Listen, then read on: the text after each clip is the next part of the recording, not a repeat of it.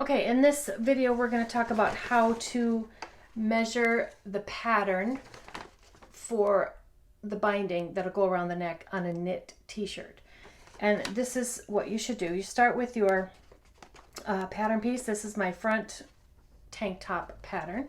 And I'm going to start here. I'm going to measure along the seam line all the way up to the shoulder.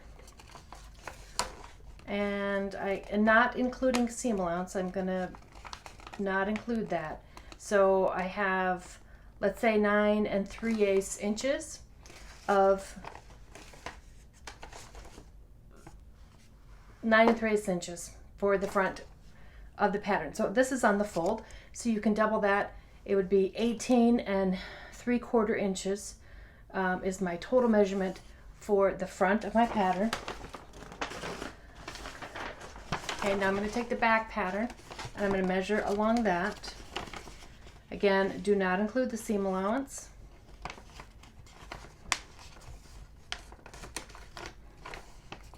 And I get 7.5.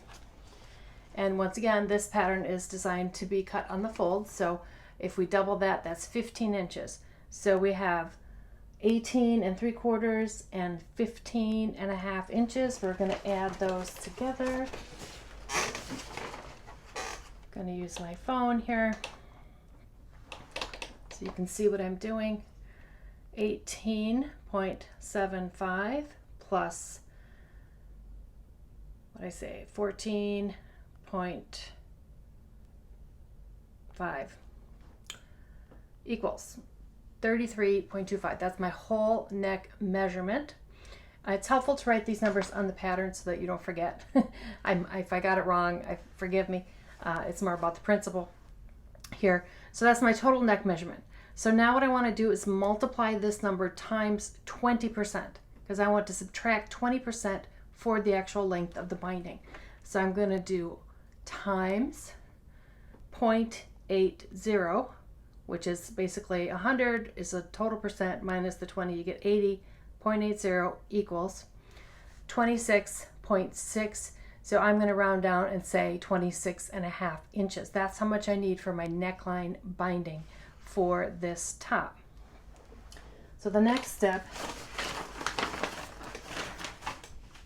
is to take my piece of fabric. These are strips 2 1/4 inches wide of fabric, and I just need to measure that and make sure I have it the right length. 18, I have 36 inches here, so that's plenty big. I'll need to trim it a bit. We want 26, so that'll be 13 1/4 inches. So I have things folded on half here, if you can follow my math.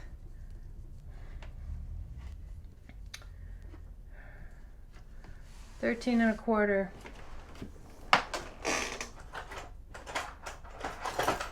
And I'm going to cut it short at that mark. Okay, so this is my piece for my whole neckline. Now it doesn't look like much, does it? But you're going to give it a little stretch as you're sewing, and that will fit into this neckline just perfectly. So what we're going to do is put right sides together. We're going to sew along this short end with the serger.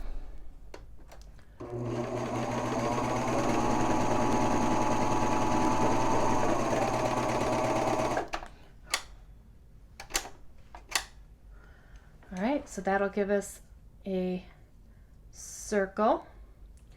And now we're going to fold it in half with the wrong sides together. You're going to have to use a couple pins for this. Pin it together in a couple of spots so it's not twisted. And there we go. These lightweight fabrics can be hard to work with because they're so lightweight and they're so stretchy. So that it's going to take a little bit of patience and a little bit of practice to really get to work with them well. All right, so I want to mark the halfway point of my strip. So we have the seam marked with the pin. That's the seam that we made. That's going to go at the center back. And then I have the exact opposite edge, which is halfway across. And that will be my center front. So I'm going to mark that with another pin. And then we're going to mark the midway point for the shoulders. Now in this case, because I have a bigger scoop in the front of my shirt than I do in the back, it may not land exactly on this quarter point. The shoulder seam may not land there perfectly, but it will help me gauge how much stretching I have to do as I put it onto the shirt.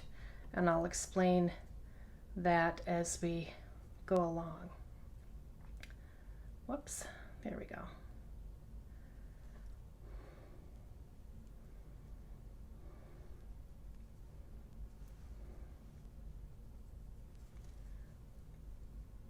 All right, now we've got it pinned in those 4 places. So you want to have 4 pins in your piece. Now we're going to put this onto the shirt. So I want to have right sides together. Right sides out.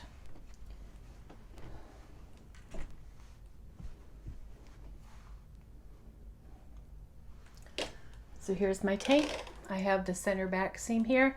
I'm going to match my band, the seam of my band at that center back point where that seam is. I'm going to pin that in place.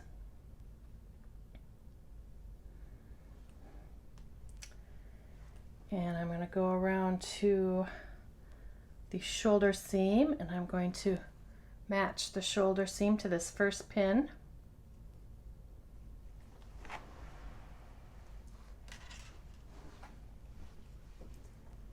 Gonna get it on the right side. There we go. Okay, then we're going down to the center front. Now I don't have the center front of my garment marked, so I need to find it so I know about where that pin has to fall. So I'm just folding the front piece in half to get an idea where that center front is, and I will put another pin in there. So I have an idea of where this is going to go. This band needs to try and line up with that center front piece. So here you can really see where the scoop of the neck is a little bit longer than the fabric is going to be, but we're going to pin it here anyway, and we'll decide as we sew, kind of gauge it so that we know about where to stretch and where to not stretch it there. And there's really, the best thing to do is to just practice this, because this takes a little experience. You know, the more times you do it, the better you get at it. You may find that you like to have your back seam at not your back seam, but your front seam your front mark at a different spot. And we'll talk more about that.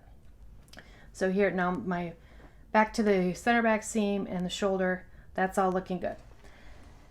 So when you're working with fabrics like this, a couple of suggestions is I always like to sew with the binding up so I can see what's happening with it. That means that you're sewing kind of blind with what's underneath, so you have to be careful in what you're doing there. So here I'm going to pull all my thread tails out so that they get cut off in the machine, and pins and sergers don't get along, so make sure you take your pins out. And you're just going to have to put this underneath the presser foot here and kind of gauge it with your fingers and the way it feels. First you need to sew, I'd say, a couple of inches before we can start the stretching. And the motion of the machine kind of helps you with this. It sort of pulls it in, and that makes that stretching process a little bit easier anyhow. So I'm kind of stretching it just a little bit, just the top, just the binding, not the shirt. If you stretch both, then you'll have a neckline that's too big.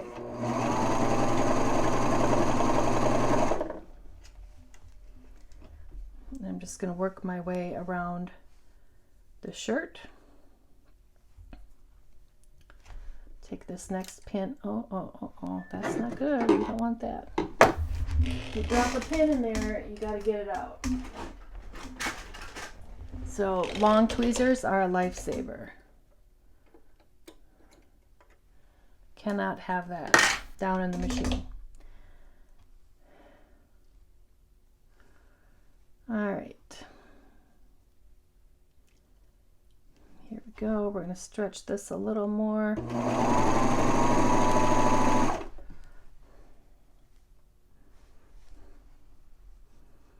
And this going around the front curve is where it's a little bit harder. I'm going to have to stretch the binding a little bit more to get it to sit where it's supposed to be.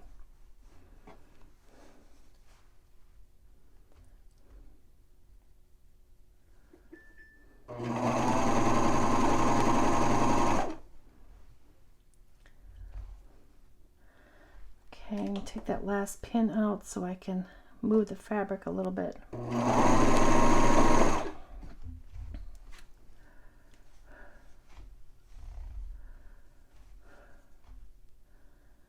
And I'm stretching the top layer here more than the bottom. So see how we've got a lot of fabric bunching up right here? So I'm going to do my best to make it work. Stretch the top a little bit more.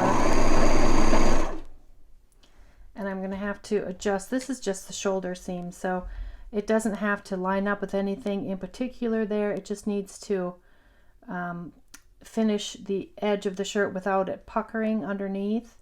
So I'm going to move it a little bit more with my fingers so I can tell if it's going to line up the way I want it to. And I think we're going to be okay.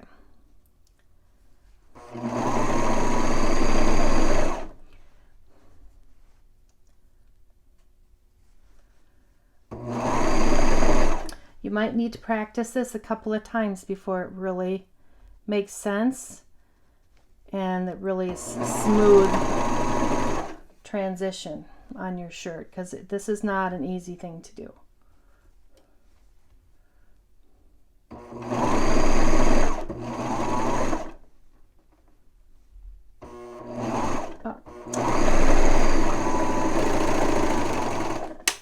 Okay, troubleshooting. So look what happened. So my last little bit of shirt didn't get caught in that seam. So I'm going to have to go back in and sew this little bit again. And I will do that